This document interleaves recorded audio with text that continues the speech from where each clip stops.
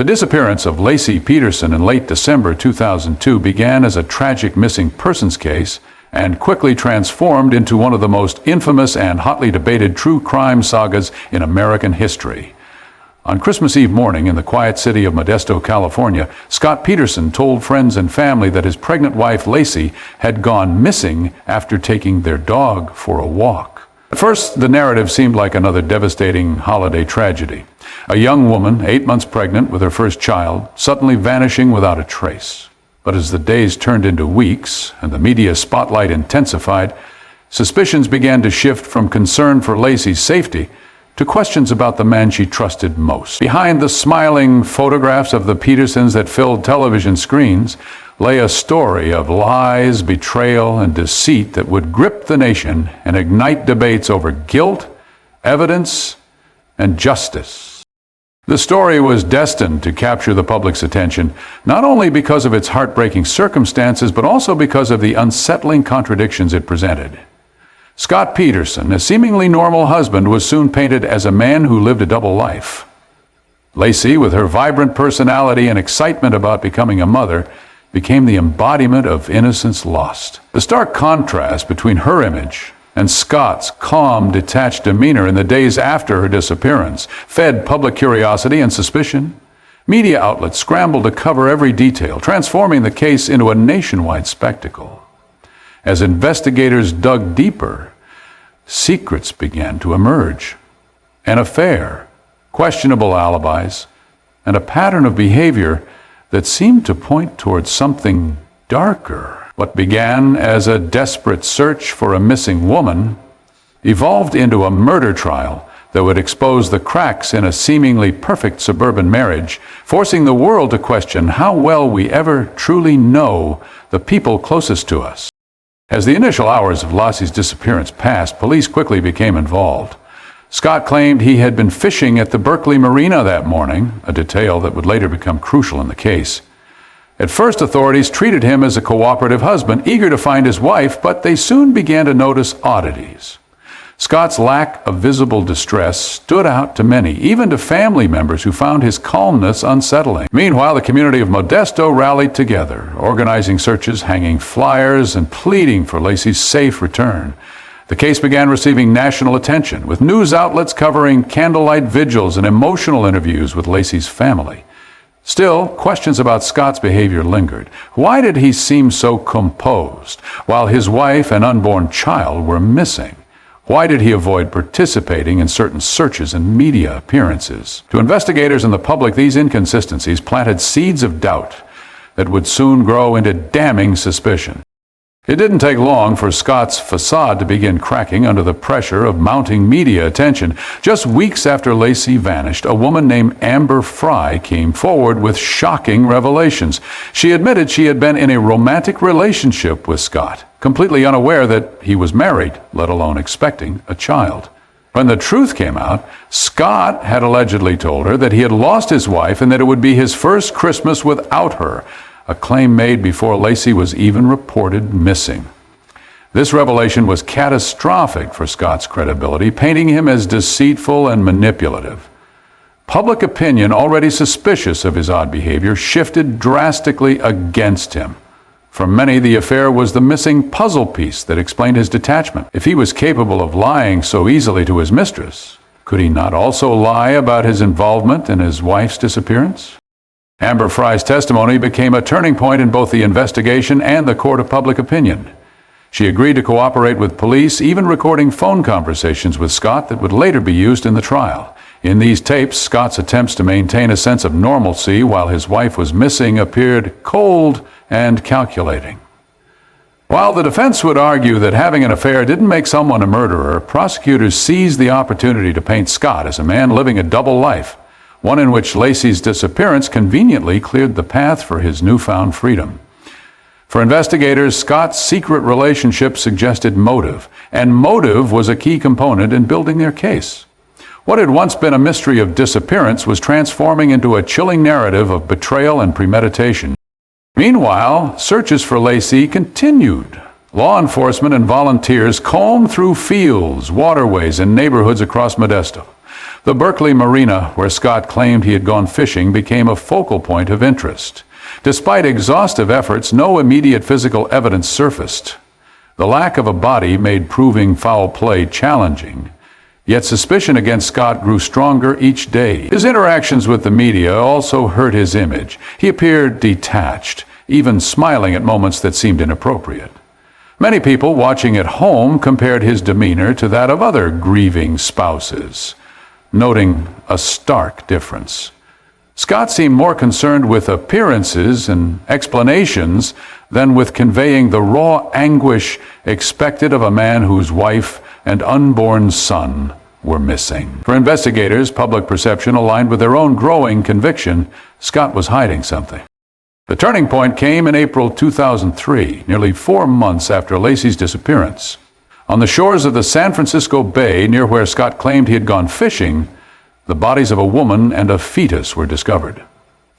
DNA testing confirmed the worst fears. The remains were Laci Peterson and her unborn son Connor. The discovery devastated her family and shattered any remaining hope of her safe return. It also provided investigators with a critical piece of the puzzle. The fact that the bodies washed ashore, so close to Scott's alibi location, fueled suspicions further. Prosecutors would later argue that this was no coincidence. It was evidence of careful planning gone wrong. For the public, the discovery transformed the case from a tragic missing person story into a full-blown murder trial. When Scott was arrested shortly after the discovery of the bodies, the circumstances only heightened the intrigue. Police apprehended him in San Diego, near the Mexican border, with large amounts of cash, multiple cell phones, his brother's identification, and his hair dyed a lighter color. To authorities, this looked like a man preparing to flee justice. Scott's defense argued otherwise, claiming he was visiting family and seeking a safe place amid the media frenzy.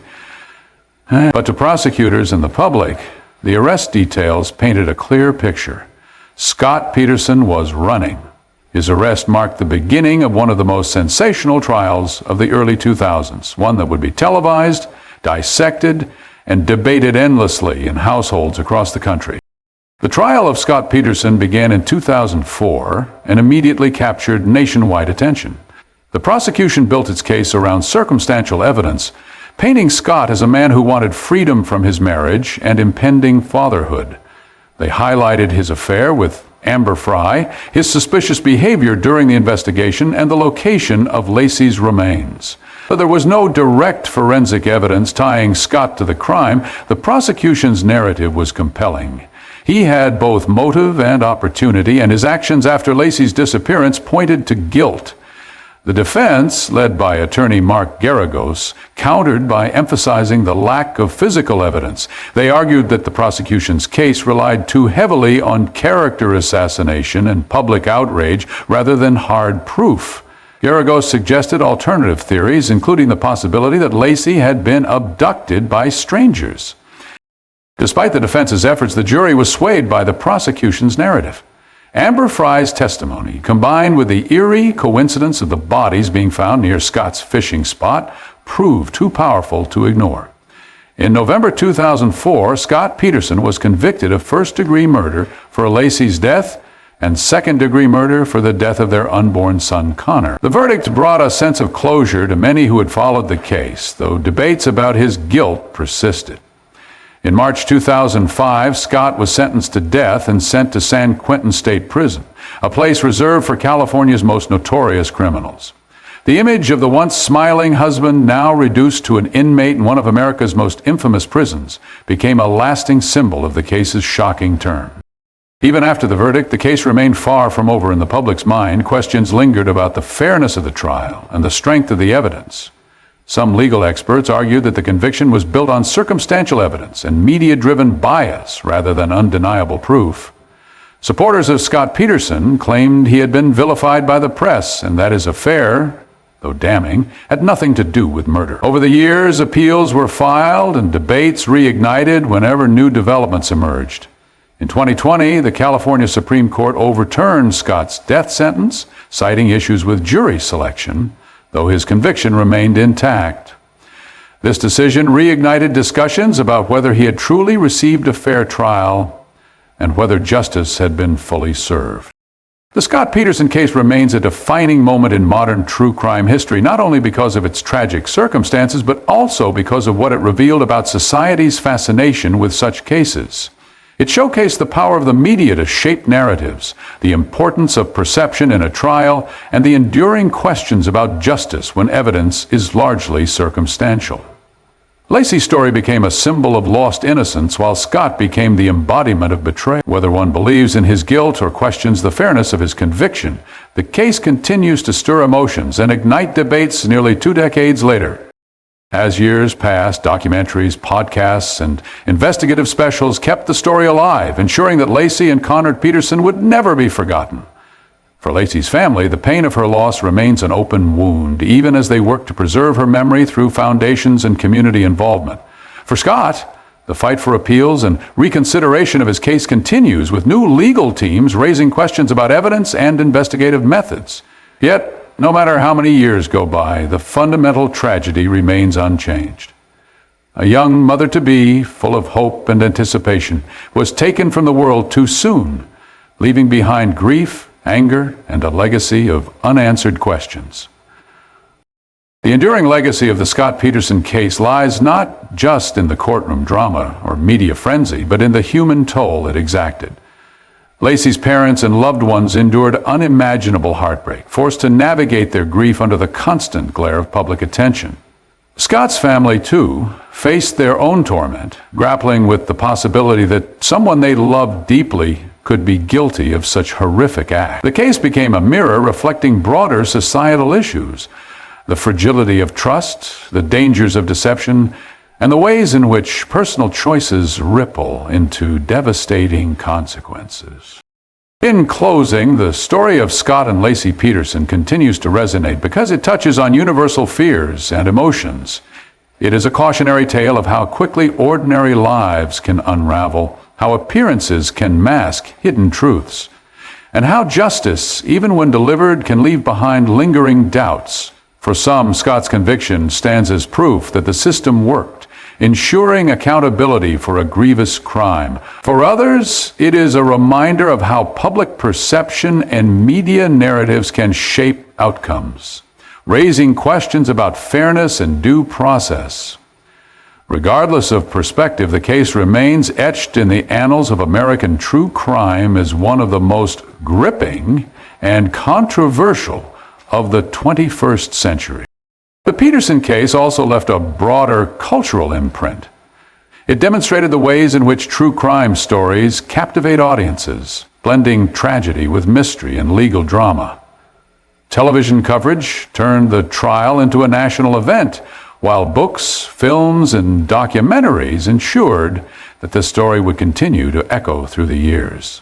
For many, the fascination lies not just in the crime itself, but in the contradictions it exposed. Love turned to betrayal, trust fractured by deceit, and justice pursued through a maze of evidence and emotion. This combination makes the Scott Peterson case an enduring touchstone for discussions of law, morality, and human behavior. Ultimately, the tragedy of Laci Peterson and her unborn son is what must be remembered most. Behind the headlines, the trial, and the debates, there was a young woman full of dreams, a family eagerly awaiting new life, and a community shattered by loss. While the case may forever spark controversy and speculation, the human cost should never be overshadowed. In remembering Laci, her story serves as a reminder of the value of truth, the importance of justice, and the devastating consequences when trust is broken in the most intimate of relationships.